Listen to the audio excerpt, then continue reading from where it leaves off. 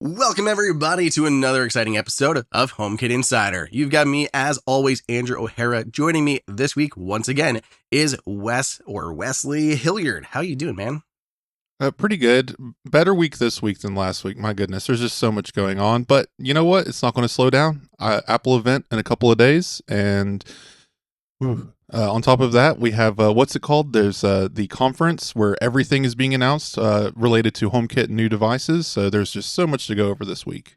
Yeah, absolutely. This is it's going to be a long episode because the sheer number of announcements that we have to get through. So we have no time for your tomfoolery, none of your shenanigans, none of your wishy-washiness. We must get right into it. And we're going to start with an announcement for next week's episode. I am pretty excited because Nanoleaf CEO Gimmy Chu is going to be joining us again. I love hanging out with him, seeing him at CES and everything. He's been on the pod a few times, so he will be joining me next week. If you guys have questions for Nanoleaf and several of the new products that they have just launched, which we'll get to, make sure you let me know on the YouTube video of this. You can email me, Andrew at appleinsider.com, or on the Twitter at Andrew_OSU. So Gimmy Chu, Nanoleaf CEO, coming on for next week's episode.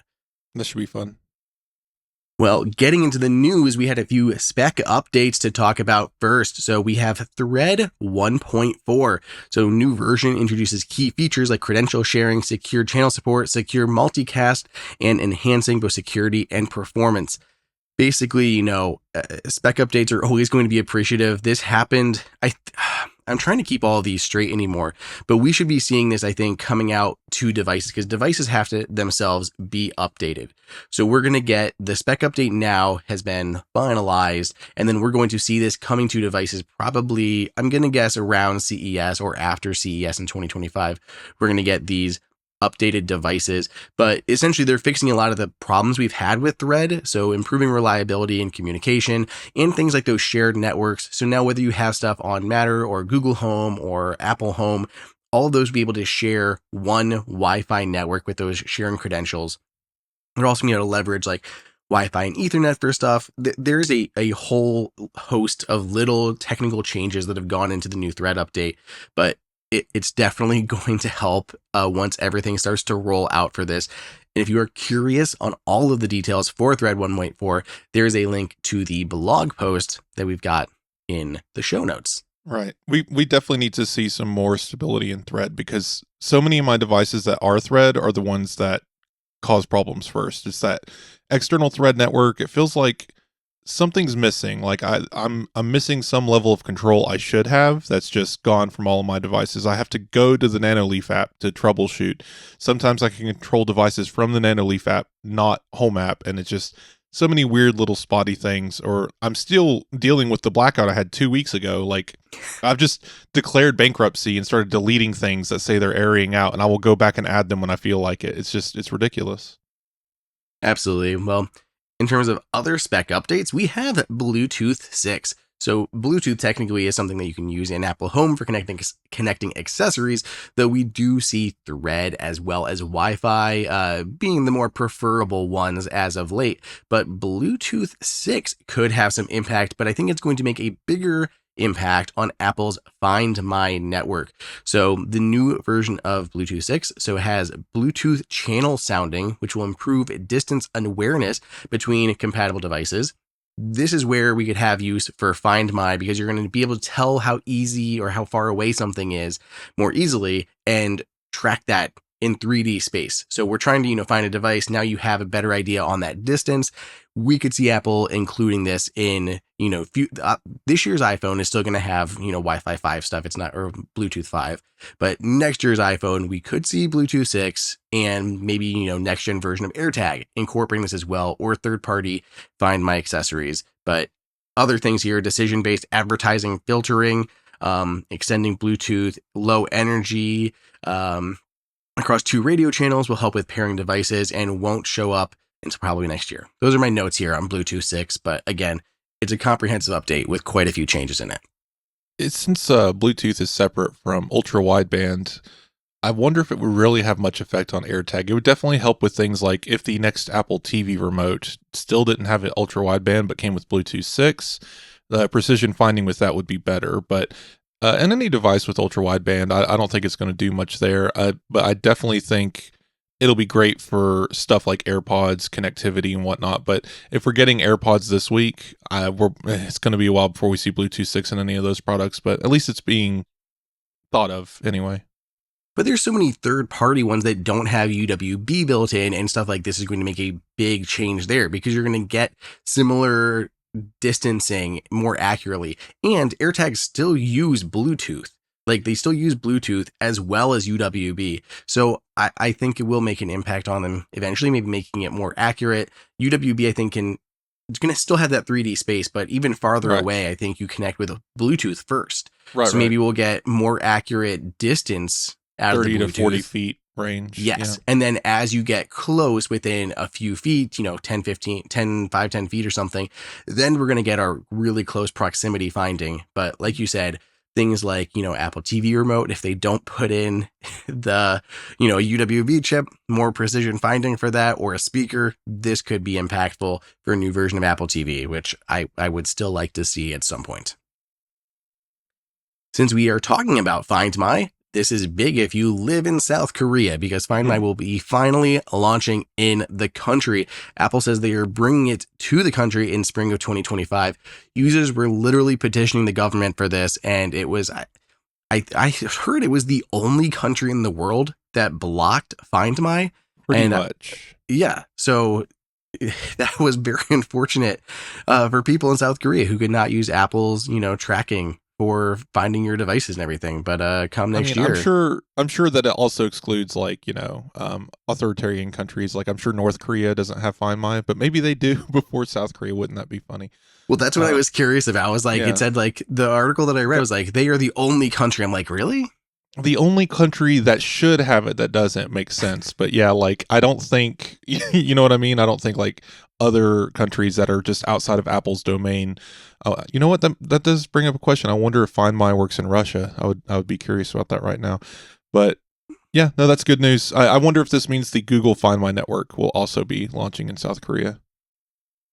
I mean, if one is launching, I assume they'll be able to get through the door with the other ones, but we'll see. So continuing with the news, so if you are familiar, a lot of this stuff is coming out of IFA in Berlin, which is one of the world's largest tech shows, similar to CES, and it's kind of as it comes like kind of halfway through the year. So we get stuff in CES and we get a lot of stuff out at IFA as well, and it's always a little funny to me because some of the stuff gets like rerun, or availability is announced where it was like product was announced at CES and availability is announced at IFA for ones that like hold out. So let's run through some of these. The first one here is from Satechi, which is pretty cool. They have a new vegan leather passport cover with built-in Find My. Yeah, I've seen a couple of these passport covers come through, and it just reminds me that I need to get a passport and leave this country at some point. You skipped over the Flic button. I want to get back to that, but this I did.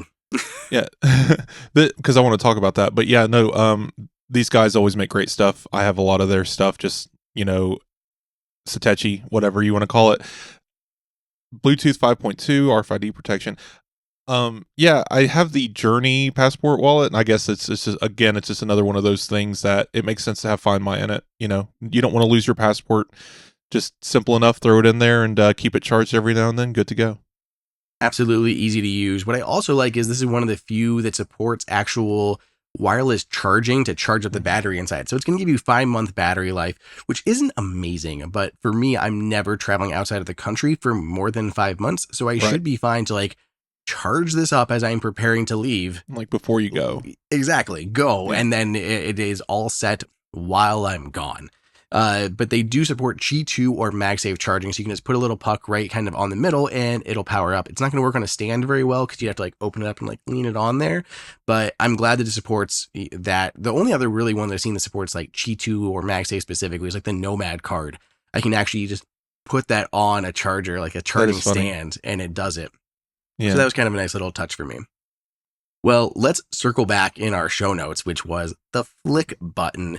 So Flic has announced that they have several new Matter certified retail bundles available. So basically, instead of having to like update your product, we've seen Eve doing this. Basically, they are Matter certified out of the box, no update required. So you can open them up. Many of them work directly with Apple Home, or you can go the Matter route and set them up that way and use them with any compatible ecosystems. So very handy here. I think the 4 that I saw was the Twist Starter Kit, the Button Starter Kit, Button Expansion Kit, and the Twist Single Pack, or the Single Pack Kit. So what do you think of these guys? We've talked about Flic before. I have a few of these around the house. They're kind of cool. Have you used these before? No, but they've been in my bookmarks forever, so I'm glad there's a new version before I actually went and purchased them, especially with like considering Matter. But I guess if I'm HomeKit, if there's still a HomeKit version, I would get those instead, right? Just for compatibility's sake. But either way, we're actually in the process of looking at houses and moving at some point. So we want a way to control the HomeKit devices, and it feels like going full light switch and smart bulb is just, a redundancy that's not necessary. So honestly, I would replace the light switch with a just cover, just remove the switch altogether and then put these buttons with it or something, or similar, because I've seen like Aqara and other people offer just single touch buttons. You can do programming in HomeKit to do like if you do a double touch, it does this action. It's pretty cool. I definitely like that they're sticking around because I got a little worried, honestly. Hadn't heard about them in a while, and now here they are with new products. So yeah, I do like the Twist one, which is very cool. There's a lot of like customization that you can do there, and I think that they say it's like the first twisting knob control that supports Matter. So I need to go, because I think I have that one. I never fully set it up because there was limitations with Apple Home with that. So I'm going to play around with it, and maybe I'll report back. The only thing I would want to do with that I know you probably can't do, now correct me if I'm wrong, that would be amazing for rooms with HomePods to have like a Flic twist by the door so you can control the volume of the HomePod from across the room or something. Just, I'm fairly certain that's impossible, but hey, someone at Apple listening, make it happen, because that would make total sense. Honestly, I feel like there probably is a way to do it using shortcuts to set speaker volume, but it would be very tricky to set up your automation. Like, okay, you change it, and then whatever that value is, then you convert that or something, and then set that as the percentage of volume for your HomePod and go that way. But it wouldn't be like an instant like up and down like a dial on a speaker. But you could probably do it. I just want more make sense products for people that aren't holding a phone in their hand that can operate our smart home, right? Because the voice might be, right, just the voice isn't always going to be a thing for people. A lot of people either don't know it's how it works or are embarrassed to speak out loud to these smart products. So having a clearly labeled button that says, do this, at the very least, I know you can program it to play pause in a room. So at least that much works. Yeah, absolutely. Okay, so Aqara has, some of these companies are releasing a number of things, and I actually don't have a ton of details on all of these because I think a lot of them are being announced. So we'll go through them and then we can talk about what we know. So first up, in the EU, there is a new series of thread-enabled switches. So there's the Light Switch H2, Dimmer Switch H2, Shutter Switch H2, and then there is also a thread-enabled LED bulb T2. So again, those are for EU users. Those will be launching there. As far as more universal stuff, there's the Camera Hub G5 Pro. This is an outdoor camera. Has true color night vision built in, and they say it's a hub, so I assume it'll work as a general hub like many of Aqara's products do. There's the Garage Door Controller T2 kit, which can control up to 2 garage doors. The Valve Controller T1. Then the last one here is the smoke detector. So a new smoke detector. I'm always nervous about the smoke detectors because they rarely come to the States because there is such a limitation on regulatory stuff that needs to get done. I had a long talk with Eve about this because I think whether they had looked at bringing one to the US, but it's just never an easy thing to jump through the regulatory hurdles and certifications. So like they had partnered with someone in EU to do it, but they still don't have one here in the US. And there's only a handful actually available that do support Apple Home or Matter. So at this point, I'm pretty much settled on Owl Home. whenever I need to set that stuff up. Oh, look, my phone just randomly decided to refocus. That if you watching the video, it just zoomed in on me suddenly. Anyway, the Owl Home is probably the way to go at this point. I like that Aqara's continues to churn these kinds of things out, but yeah, like you said, who knows if we'll ever get it. At least there's an option, but I am excited to see, more cameras. They have an outdoor camera now, so that's great. Like, I feel like for the longest time, Logitech was the go-to for an outdoor HomeKit secure video camera. I wonder, because Aqara's cameras also do HomeKit secure video. I'm curious about this one. So yeah, some interesting stuff from them. I do like the inclusion of the valve controller T1. So that's going to be like your water valve. So you can do things like put that onto your pipe and then combine it with a water sensor. And then when you detect water, it can automatically shut off your valve. Water damage is ridiculous. It is very prevalent, and it can make a huge bill for you to repair. My grandma literally went through this. It was leaking under her sink, and she didn't know until there was a massive spot that had grown in her basement that she at first didn't notice, and then it got big. And by the time the mark in your basement is big, a lot of damage has happened.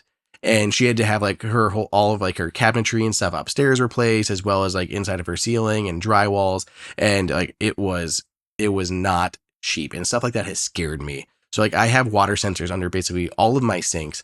I don't have a universal shut off valve though for the home, and it's something that's on my mind. Moen makes one that's not like Apple Home, but it isn't like, I keep thinking about it because I do want to like anything to prevent a massive, bill like that for some water damage. Right. I mean, it's always good to have an Aqara to makes those water sensors that are little, almost AirTag like little pucks. Honestly, just buy a handful of those. Put one under your sink, every sink in your house. Put one by your washer in your basement, kind of thing. And just anywhere where water could get, and then at least you can be alerted to it. But this is the second step, because, knowing there's a leak is one thing, but being able to stop it is another. And being able to remotely control that leak or automatically control that leak would be really cool. So I can see this being very useful. Absolutely. Okay, so I want to hit on just a few of these very quickly because they are Qi chargers, Qi2/MagSafe chargers. Not going to spend a lot of time on them, but Anker has 3 of them. There's the MagGo Power Bank, the MagGo MagSafe Power Bank. So one of them is the one that clips on the back of your phone. The other one is a little brick that also has an integrated Apple Watch puck. Then there is the MagGo Wireless Charging Station. This is a more portable, foldy up charge situation, but Anker always makes great things, so excited to see them releasing new ones. Their power bank one that like goes on the back of the phone is also a lot slimmer than it was before. They've made it significantly smaller. Belkin has some new Qi2 stuff that is coming out. So there is the one I like is a 2-in-1 design. It almost is like MagSafe Duo, but it is Belkin, and it has like a fabric on the top, like a linen kind of charcoal gray fabric, but it folds in half like MagSafe Duo does. You open it up, Apple Watch on one side, iPhone on the other, Apple Watch pops up. It's still not quite as sleek as MagSafe Duo, but it's kind of like as close as we're going to get until Apple decides to maybe release a new one.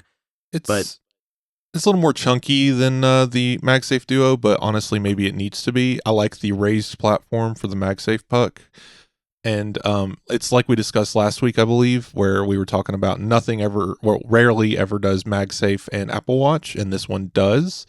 So theoretically, as I said before, you're traveling, you pull this out, you charge your watch up while you're showering, brushing your teeth, getting ready for bed, take your watch off, put it on your wrist, and then put your AirPods there, and then you always get to charge everything, but you only need the 2. I just think stuff like that, especially for travel, just minimizing that space and that use case, and this looks like a nice charger, so 100% agree. I will always I still would traveling with my MagSafe Duo, and I think I'm probably going to have to just say no more, purely because of the lightning situation, because I don't want to take it. I did just get this new one from this company called Kixio KLUXIO or something like that. This is unrelated to. Is it not Qi2? KU. Is it? Yeah, we talked about it before. Yeah. Yes. Is it the 3-in-1 foldy guy? Yeah, it's so perfect. It's so perfect. It's very cool. I have one right here. I can go get it. But yeah, they're awesome. That's okay. So next up after Belkin, ESR has their new lineup. What I like about the ESR stuff, and I will tell you, they are sponsoring a couple of videos on the channel with like the iPhone launch. So you can see more about them there, but their new lineup was using like their new version of Cryo Boost. So they do have a super slim like battery pack, 5,000 milliamp hour with a built-in kickstand, pretty standard. They do have their new car charger, and this is what I will always, or at least have been using for a car charger, because they have those built-in fans. So their new version of Cryo Boost is smaller and more efficient than it was before, but basically active cooling. And in your car, my phone was always getting hot. The sun, GPS going, or if it's using the vent mount, the vents themselves could be heating your phone and cause it to get really hot, slow down your charging performance. So I'd always used them because I like that. So now they have new versions, Qi2 certified with updated Cryo Boost, and then they have a 3-in-1, which is like kind of behind me. But AirPods on the bottom, Apple Watch on the back, and the Qi2 on the front. So new gear from ESR. Ugreen also has several new ones. All of theirs have like these little emoji faces, which are kind of cute. Like when they're charging or not charging, there's like little faces that light up on them. And there's a couple cool ones that they've got in the mix. So I like them as well. So if you're looking for some of those, just run through the show notes, check them all out, and find the one that makes sense to your situation. Okay, here's a big topic for us. Have you seen these yet, Wes? No, I'm actually trying to go to Nanoleaf right now because you did not provide any links. Okay, yeah, this is cool. The blocks. Yes. Yeah, these are awesome. called the Nanoleaf blocks. And I will tell you guys right now, I immediately discarded them. I immediately moved past them as soon as they sent over the PR ahead of their like September 5th live stream event.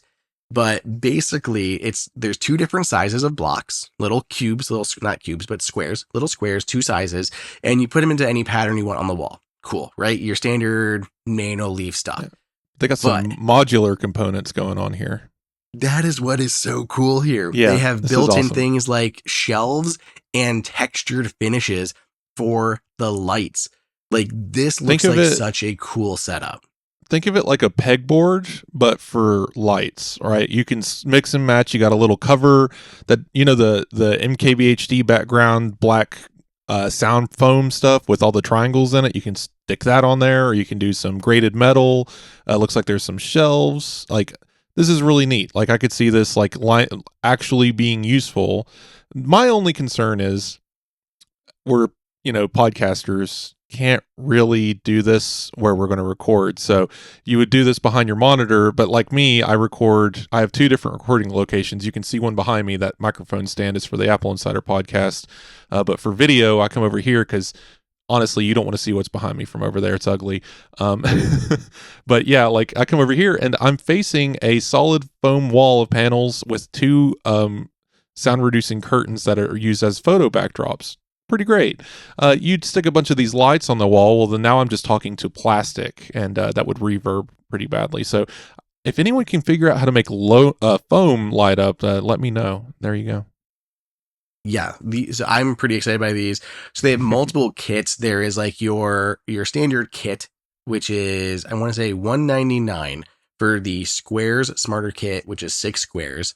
Then there is the Combo XL smarter kit, squares, small squares, light pegboards, and shelves for $249. And then there are add-ons of squares, textured squares, shelves, and pegboards for about $50 each. These are up for pre-order now, and they are shipping in October, and they are Matter enabled. So these are cool. I like them quite a bit. I feel like with this and all the different shapes that you can get, you could really go crazy, right?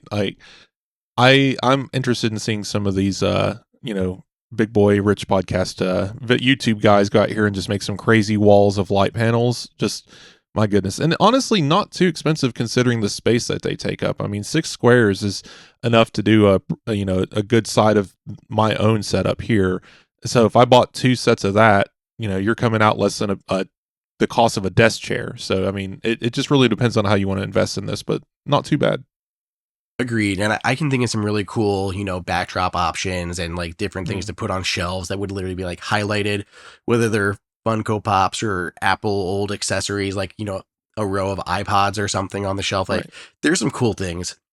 My only worry is sometimes like the Nanoleaf stuff has like, they have that banding issue with like the refresh rate clashing Right. with the video refresh rate. So we'd have to see. But those are out. They also announced the Nanoleaf permanent outdoor lights. These are available for pre-order, start at $199, shipping in October, Matter enabled. The smart switch, this is their Sense Plus smart wireless anywhere switch. So basically wireless switch to control your smart lights. This is out. There are motion and daylight sensors built in that you can use for automations. 2 buttons can be set to 6 different actions. Physical controls for adjusting that brightness. Pretty cool stuff here. These are also available to order. Whew. Okay, let's jump in to Govee. Govee had a shocking number of announcements as well, which is not surprising. And we have never historically covered Govee because they were never Apple Home. But now with Matter, we're actually getting them here. So Right. first, there's the Govee Curtain Lights 2. These are coming out on September 20th. They are brighter than before. So these are like rope lights that hang down, but they hang down like a curtain, and you can control like individual pixels. So using the Govee app, you can then put on like an animated GIF or something, and it will like move on this curtain like a low resolution display. I saw these or version of these in person at CES, and they were quite cool. So you can get them individually for like $150, 2 for $260, or 3 of them for $400. So you can put like 3 of them in a row to cover like a very large set of wall space, and then put images and words and whatever else you want on their animation effects. They're pretty cool. Yeah, that sounds pretty smart. I wonder. Sometimes it's just these are so overwhelming, but I think that's a cool idea. But at what point do you go from buying a wall curtain to just buying a television that has an animated GIF on it? You know what I mean? Just it does feel like we're crossing a line at some point. Well, there's Christmas string lights too. These are RGW beads. They have new smart mapping that you can use to help set up your effects. I remember the Lightly ones did that, and they were super duper cool. Start at $99 for a 20-meter string. You can get one for $400. It's 100 meters long. You can start picking these up on September 25th. Okay. Strip Light 2 Pro and COB. Strip Light Pro, more light strips from them with various features. A new chip that offers more color depth. $59 for a 2 meter, $100 for 5 meter, $150 for 10 meters. COB strips, similar, but they have like a diffusion in there, so there's more like, it's more diffused along hand, and you don't have like the individual diodes sticking out depending on your situation. You want to see the light strip more. This is going to be a little bit better for that. Those are also coming out. So $100 for 3 meters, $150 for 5 meter versions. Both those versions are coming out on September 10th. Then we have new icicle style lights. 10 meter for $140, 20 meter for $250. I don't like icicle style lights. I think they look a little cheesy. Don't come at me. That's just my opinion. But if you want these, they're available. Then there's their Starlight Aurora projector. I actually had a different embargo date for this, but I saw several people posting about it because I guess they did have it out at IFA. So It's we on can their just website. mention it. Yeah. Okay, well then there you go. Basically, it's a Matter-enabled projector that can put like an Aurora star constellations in your room, and it's super duper cool. I really like it, but an updated version of this projector guy. Yeah, I mean, it looks like I always remember Govee as kind of the. This isn't meant to be an insult, but they seem to always sell the end cap lights at Walmart, right? Like you'd be at Walmart and you'd find like a big set of smart string lights. I'm glad to see that they've evolved greatly into. They've got quite the selection here. I'm going through their website right now. Like the curtains look really cool. Now that I've seen how someone has it like on their wall, showing like a cityscape or something. Again, feels a little extreme, but I guess for some people they would like that. They have a net light. We've bought these net lights before for like Christmas. You put them on bushes. They have a smart net light that you put up a picture of a pumpkin or something for Halloween. So a lot of really cool little ideas in here. I would definitely check out Govee if you haven't before. Yeah, especially now with the Matter enabled stuff, for sure worth checking out. Okay, we have so many new things to talk about from a SwitchBot. We have new lights from Philips Hue. we have the coolest charger that I have ever seen that we need to talk about. But before we do, we should take that break and thank our sponsor for the episode. You know them. We definitely love them. It is Shopify. We talk about all these businesses and everything they're doing to, sell smart home products. And these companies can be successful, but it's often the company behind the company that helps this become possible. We have talked about how many different brands on here, and so many of them use Shopify, like Nomad. We've talked about Allbirds, we talked about Rothy's, Brooklyn, and all these other ones that are outside the smart home space. But all these wildly successful companies are being powered by this one platform that is able to scale both big and small. Nobody does selling better than Shopify. They are home of the #1 checkout on the planet, and the not so secret, which is that Shop Pay helps boost conversions by up to 50%, meaning way less carts are going abandoned and way more sales are coming in. So if you are growing your business or want to grow your business or your commerce platform, you better be ready to sell wherever you are and wherever your customers are, whether that is online or in person in the store.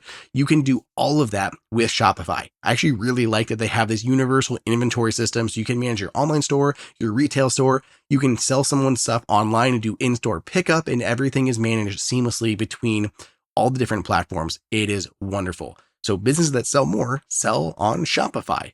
So here's what you guys can do. Upgrade your business and get the same checkout that Nomad, Moment, Allbirds, and all these other companies use. Sign up for your $1 per month trial period at shopify.com/HomeKit, all lowercase. Go to shopify.com/HomeKit to upgrade your selling today. Shopify.com/HomeKit. Thank you, as always, to Shopify for sponsoring this episode, this monster of an episode. So getting back into the news, Philips Hue. We have several new products to talk about here.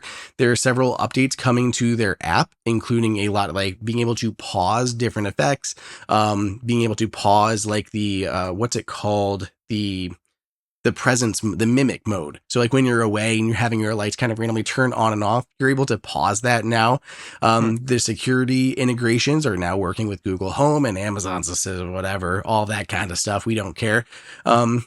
There's these new kitchen lights that are coming out. These are for new home builds only. It is only in Europe, but they look really cool. So they're only for homes built by Nobila. And basically, just smart kitchen lights. They can be built in when you're designing your home. So I like the concept, but not here in the US right now, but maybe something we'll see down the line. There is the new Ensis pendant light. This is now shipping. Basically, it's got a small little black box that goes onto like your ceiling, like any of your ceiling mounted lights. So just put this there and then it hangs down. Going to look great in your kitchen, going to look great on a dining room table, maybe in a living room, but it's a very large light. I think it might come in 2 sizes, but don't quote me on that one. But what's cool about this is it actually has upward and downward facing light. So a little bit of like indirect light going up as well as a downward facing light. You can control them independently, change the colors independently. So if you wanted just some indirect light, you could cast that on the ceiling or turn them both on for more active, like useful lighting. They come in both white and black versions. Okay, now the thing that I know Wes has got some opinions on, let's talk about it. I actually had some people writing in about this recently. It is the new Philips Hue Play Sync Box, which supports 8K, 120 Hz, and HDMI 2.1. Wes, tell us what you think. Well, I was a little confused when I saw the 120 Hertz rating because I have my PS5 hooked up right now through a sync box and I get the variable refresh rate. Oh, no, actually, you know what? I get variable refresh rate, but not 120 Hertz. That makes sense. I've actually had to switch it to the TV to test that feature, but it is cool that I think I get up to 90, give or take, on the current Hue box. So this is a good upgrade. 8K, obviously, everyone's getting ready for it. I mean, I think we're still years away from it actually being a consumer product that's worth purchasing, let alone it being price efficient. But no, I'm glad they're future proofing. The only question I have, I don't know if we have an answer to, is I currently use the HomePods through the Apple TV, and I have to use an ARC HDMI port to get that to work with my other components, which means today my Apple TV cannot run through the Hue Play box. I have to plug it directly into the TV, and the lights are basically steady while I'm watching Apple TV. The Nintendo Switch and PlayStation 5 are hooked up through the Play box, so when I switch to their inputs, I get the full light effects of the play box and the entertainment zone. So that is a limitation today. I don't think that goes away with this box. I'm sure this is one of those technical impossibilities. Based on my own choice of using HomePods, I'm just never going to be able to overcome this. It's fine. It is just one of those weird limitations when you're doing this kind of stuff. Do you know anything about that? I don't. I can reach out and ask because I am curious as well. I don't use I use Arc for like my actual TV's audio source, but I don't know. I don't use my HomePods or anything like that, or to use for like my other devices. So like I've never run into it, but I am excited. Like 8K seems like a no-brainer. That wasn't hard for them to do, but I think it's that 120 hertz that a lot of people have been asking for. They're really advertising this as ready to go with the new consoles. I think that's the biggest thing. Ready support Xbox One and PS5. Soon the PS5 Pro. That was, leaked early a little bit. I mean, I will be buying that, but that's neither here nor there. But yeah, this is something I know a lot of people have been waiting for. It apparently doesn't support things like G-Sync. It does support variable refresh rates, but not like G-Sync and stuff. So there's maybe a few things that people have been asking for. I know they've been still updating like the one on the Samsung TVs, which is cool to have like that native built-in option if you have a Samsung TV. But yeah, for people who are going hardware only, we have a new version of it, which is always good. I will look into it and see if it's worth upgrading. I think I will, just so I can get the 120 hertz, because on the games that support it, it's awesome. I mean, like Devil May Cry at 120 hertz, who could ask for more? So I think I'll be looking into this. Nice. Okay, so the next release we have the Lockley Zeno series.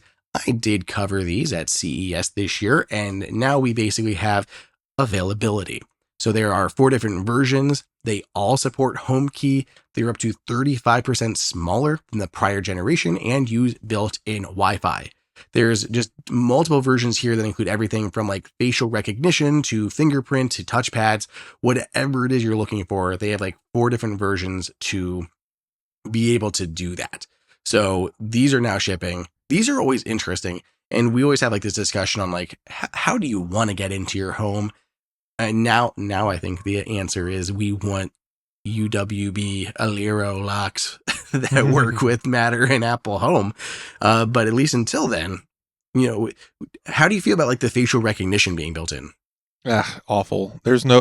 It's just anytime anyone does facial recognition, I think it's just going to be a photo that you could trick. Like, I don't think anyone's doing the level of depth and detail Apple is, because their facial recognition requires like live detection, 3D scanning, all that stuff, to the point like a Hollywood mask wouldn't fool it.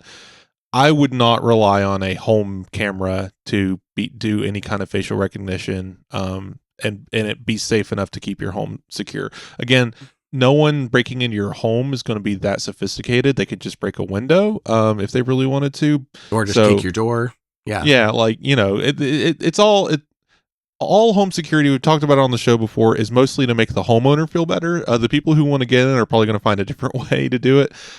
That's why it's good to have like shatter detection systems and stuff like that. But anyway, neat. I wouldn't use it. I would probably, if I was held at gunpoint and told you have to use this lock, I would turn everything off except for like HomeKit and the physical key, of course. I'm not quite so pessimistic. I just see these in person, and they were very bullish on their facial recognition.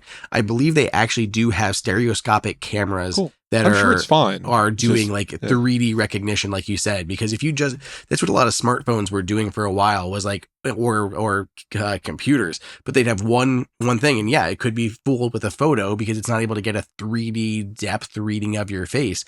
So Apple's Face ID recognition system uses that infrared projector to paint your face with dots, then an infrared camera to read those dots, and then compare that 3D map to the one it has stored.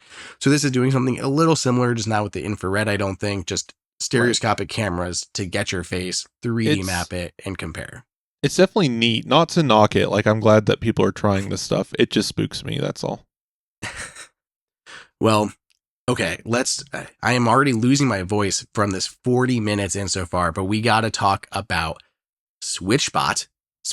They had so many products released, man. There's probably ones that aren't even on my list that slipped under the radar here.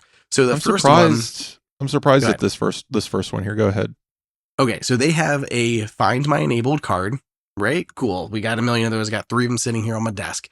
But what is unique about their Find My card is that it can be used as an NFC chip to authenticate on your smart lock. So whether it is one of the ones from SwitchBot or third parties, it is a little NFC tag that you can just use to tap and authenticate and get into your house. So I think that is kind of cool. Add some functionality to something you're already going to have in your wallet. Exactly. And it'll work even when the card is like, the battery is dead on it, like it'll still work as an NFC chip. So that is cool. Okay. So Wes, did you look at this humidifier? I am actively looking at it. There's a lot of show notes. If I'm making sure that I am correct here in what I'm about to say, so I want you to look at that thing, because if what I understand is correct, this is absolutely amazing. So this is their new evaporative humidifier, which has automatic refilling when paired with their robotic vacuum cleaner. So you put this humidifier wherever you need it in your house, right? You put it in whatever room, your kid's room, your living room, whatever. And then you have your robotic vacuum cleaner. So the robotic vacuum has its own, dustbin and everything. But if you're using what I think is the S10 or S10 Plus, it has a second refill station in your sink, your bathroom, your laundry room. It just connects to the water lines, and it's a little docking station that goes, and your robot can fill up with water to mop. But what I'm understanding that they did here was allow you to tie these two together. So when your humidifier is low on water, your robotic vacuum cleaner wakes up, goes to the sink, and then automatically refills your humidifier. This is very clever. Yeah, that's exactly what's happening. Yeah, like because I mean, I make fun of the fact that we call these robots because it kind of ruined the whole name. All robots are just vacuum cleaners these days, but giving it something else to do is always great, and this is a very clever solution. Especially if you have, like, right now, I have a robot vacuum mop, and I have to refill the tanks myself, so this is less useful. But if you are in a SwitchBot home and have the refill station connected to plumbing, it's a game changer, because then you're fully automating your humidifier, you're fully automating your cleaning cycles. I feel like it's starting to earn that robot moniker just a little bit. This is kind of what we always envision for the smart home, where your home is able to react and perform actions that you would need. And this is like there's no question here. The water's out, it needs refilled. Like that's just that is a very easy assumption to make. So for them to be able to tie these products together to make that happen is amazing. SwitchBot has been, they have been coming out of like the woodwork with some crazy brilliant products, because this is very smart, and their vacuum cleaners are some of the only ones that support Matter. Like they actually support it now on existing versions of iOS 17. It's just like an on and off switch, so it's very basic, and they will be upgraded to like full Matter support with iOS 18. But the fact that they are already doing this is very cool. This is really cool. My only thing about it is it's the Apple problem. Once you start getting into vertical integration of products, you start losing the ability to leave that product line. So in order for me to get this, I would have to buy all the SwitchBot stuff, which is fine because all their stuff's really amazing. But then if someone else made if you had a dehumidifier, and then the SwitchBot could go fetch that water, and you add, right? Like you're just trading water around the house at that point. But like, if you have all these different systems, but they're from different companies, they can't connect together, you run into that issue. So I like what they're doing. I hope this signifies that maybe companies could talk together and come up with, another standard for connecting these types of devices, like a standard, say, dehumidifier dock or a humidifier dock for reloading it, right? You know what I mean? So that way I could have a SwitchBot bot and a humidifier from another company and have that still work together. At least maybe at the bare minimum, if not a standard, a partnership with other companies. If anything, it would be a partnership, but I can know what you mean. But it's a hard ask to say, can you make a standard for transferring water? Like, right. We're getting a little niche. I think, like you said, if anything, it could be like a Tesla charger, It's like it's like the For All Mankind where they have to do the handshake and they have to come up with how they're going to connect the Russian spaceship with the American spaceship, and it's basically that issue, just a robot vacuum cleaner, not outer space. Yeah. Okay. So as we continue to talk about really cool ideas from SwitchBot, they have a new air purifier, man. Okay. It's an air purifier, cool, right? Tower version standard. But then there's a top to it, a wooden top that has a built-in Qi charger. So you can put it as a nightstand, as an end table, and you just get home and you set your phone on it, like when you're on the couch and your phone is just charging. Now, of course, because it's like a large surface like that, it would be more useful if it was something like the larger surface area chargers, because it's not Qi2, so it's not 15 watts. It's gonna be like your 5 or 7.5. So you're gonna have to have proper alignment. But I'd rather have a table with a charger than one not. Like, if those are my options, I think that's really cool. There's a light underneath the table that has 10 different colors. Floating. Yeah, because it's like a bowl underneath than the table, so it makes it look like the table is like floating. And then there's these lights that come up underneath too. So 10 different colors, and you can change the brightness, or the light can change based on your air quality, like red, green, yellow type situation. Or you can get one for your cat. You can get a cat bowl version that replaces the table with a cat bowl. So your cat can hop up there and nap. And like, talk about smart, because people who use air purifiers are likely going to be pet owners. Like, it's not always the case, but there is a good overlap of those people. So to have a version that will specifically work, as a cat device, awesome. But then you get into that. Then you're like, oh, what if I want a dog next time? You're like, nope, I got to stick with the cats, because we have it's that integration again. It really kind of sticks you into that one animal. No. I think this is really clever.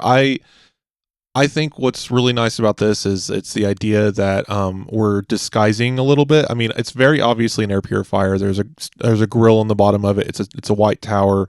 They're not ugly. They're just very utilitarian in their design. I wouldn't feel bad having this in a room, though, especially with the tabletop on it. It's definitely interesting. Could have this by a chair somewhere or something like that, and I think it would work really well. This is a clever idea. 100%.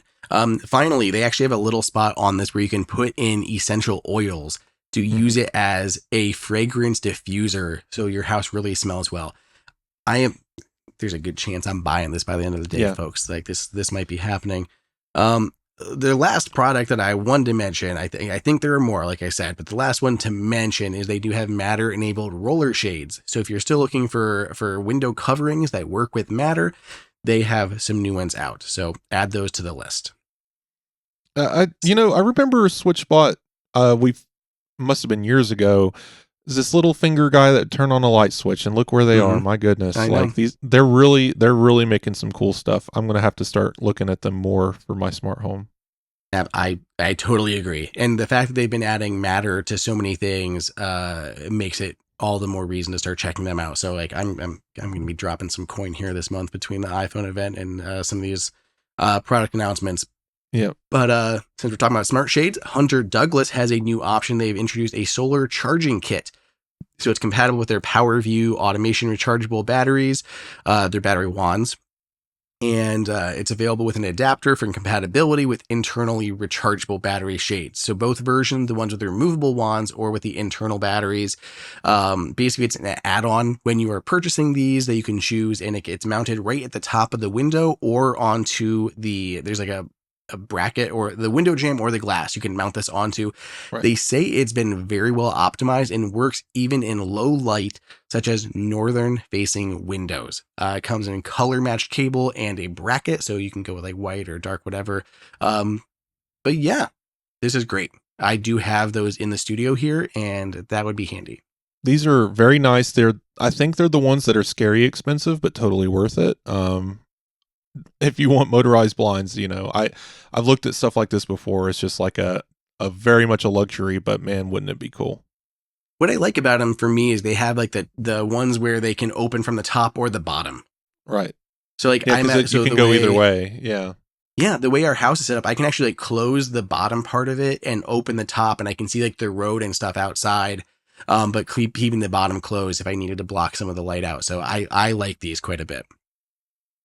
Okay, Wes, this is it's not even possibly. This is the coolest charger that I have seen, and I'm pretty sure FedEx just dropped it off in my porch as we were recording here because the dog started talking. This is the new plug bug with Find My from 12 South.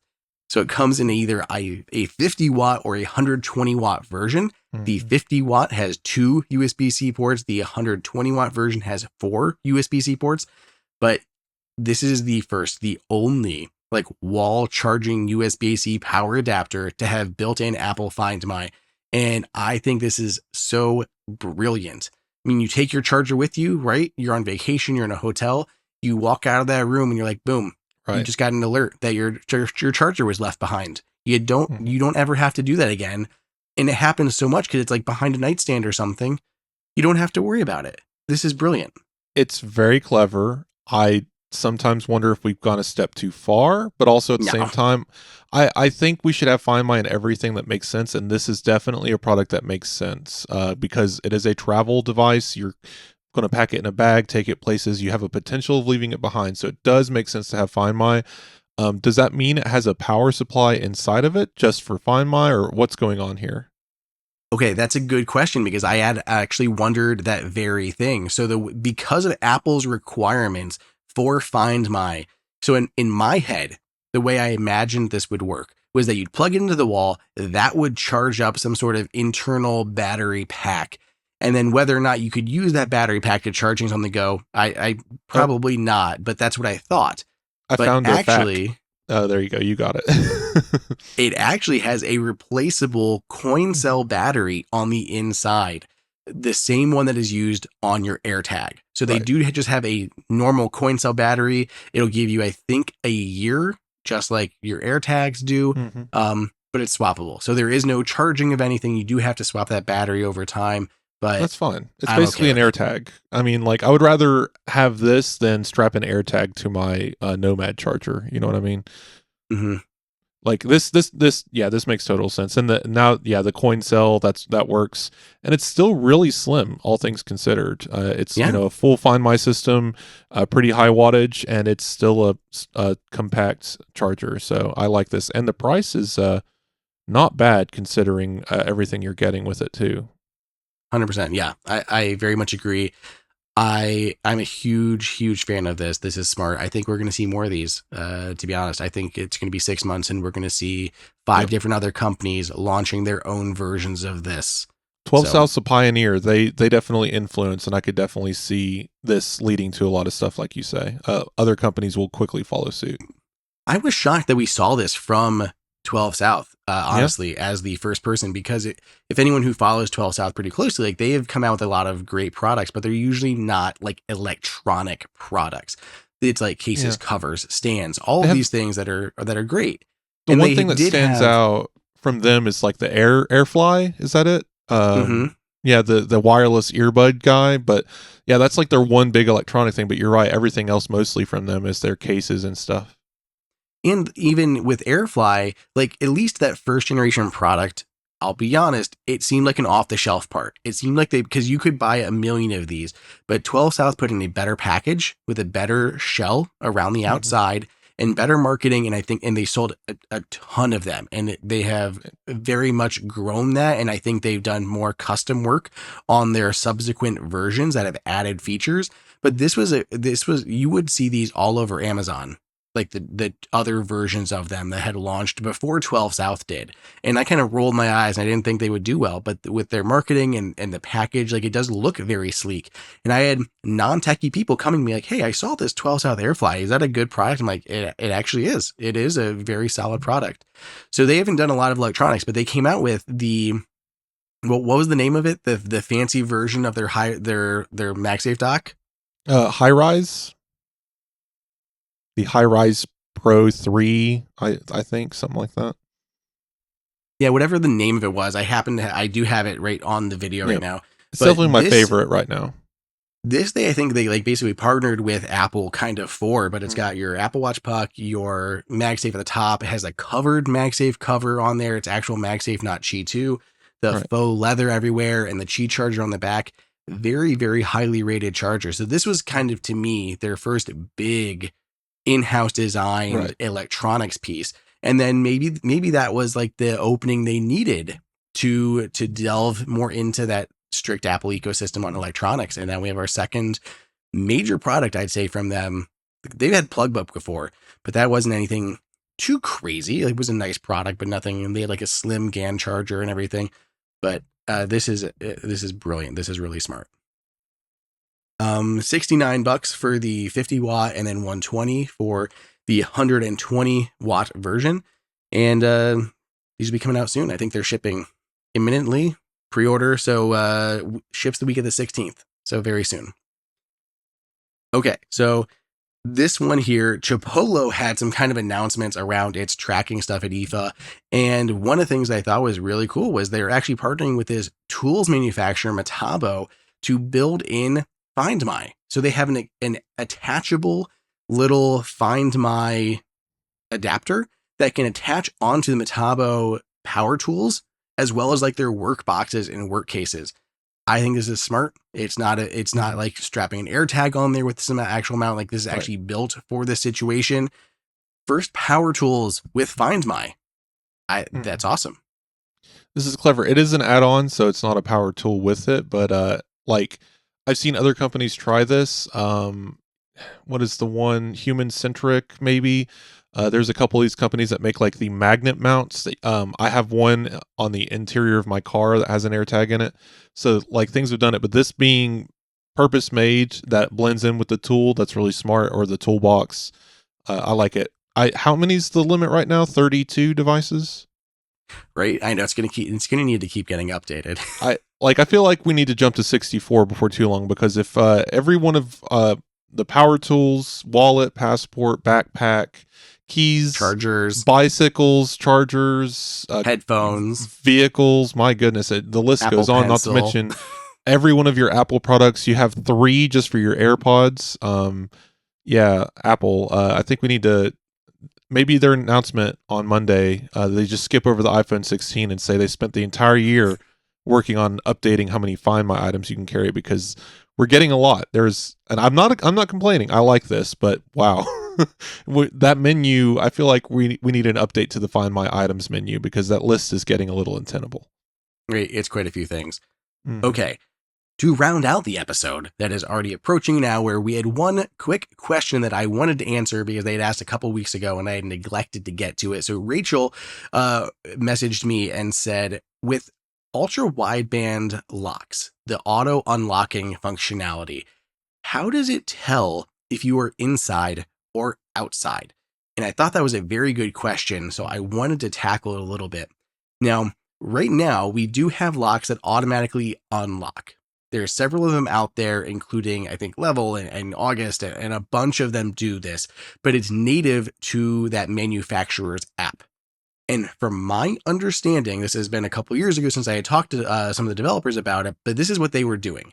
They were watching your iPhone's location, and whenever it got the notification that you arrived home, right? Because that's a thing that can be triggered.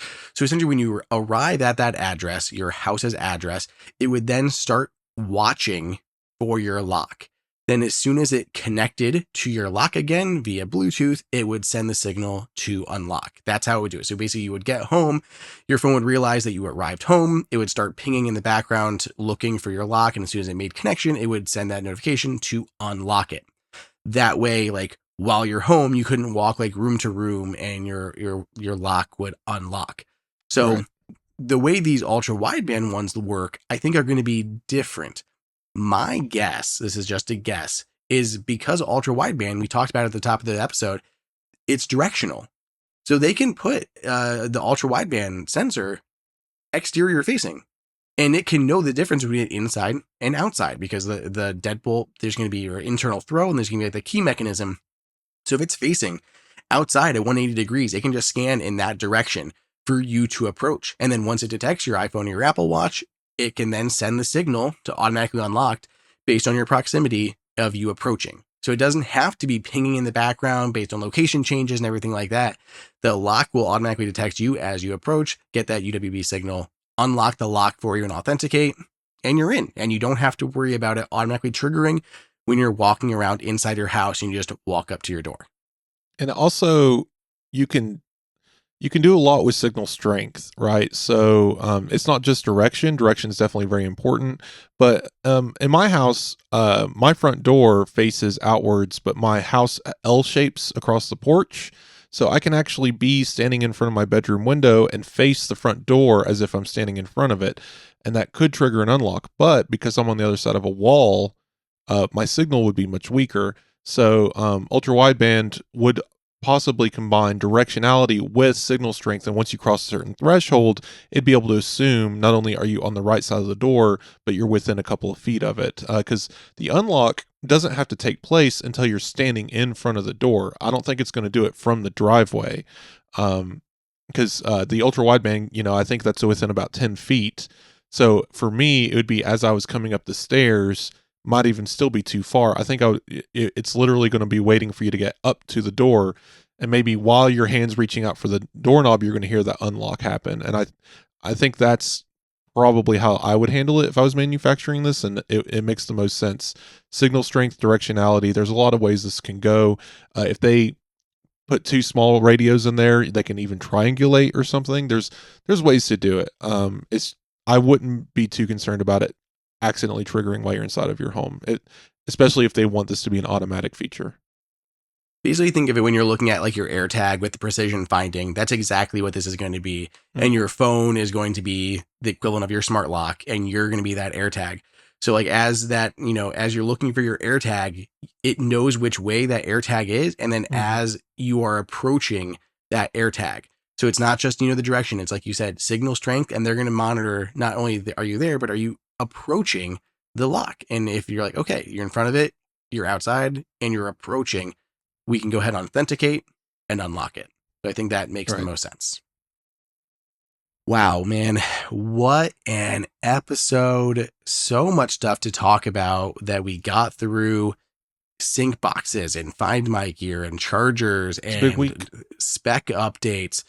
This has been a lot. I hope that we'll be able to review quite a few of the bigger devices here on the channel, as well as Apple Insider. So we'll work through what is being released, and you'll see a few things, even with just the chargers in the short term.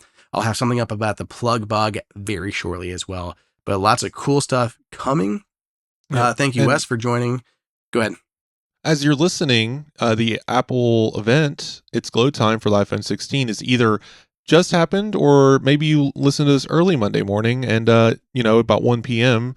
Eastern time, Apple will be announcing all their stuff. So sometime today, you'll have heard about the new iPhone stuff. We don't know about it because we record on Fridays, but we will be back next week. I'm sure if nothing HomeKit related is announced, there will probably be something to talk about on the show, but I'm very excited for that as well. Maybe we'll mention what we're planning to pre-order anyway, but I'm excited to come back in 2 weeks because I forgot the Nanoleaf guy's coming next week, so I might even have an iPhone in hand by the time we record the next show. He will have just gotten it in the mail, and he'll be caressing it while he waits for an iCloud backup or from a restore setup, whatever it is.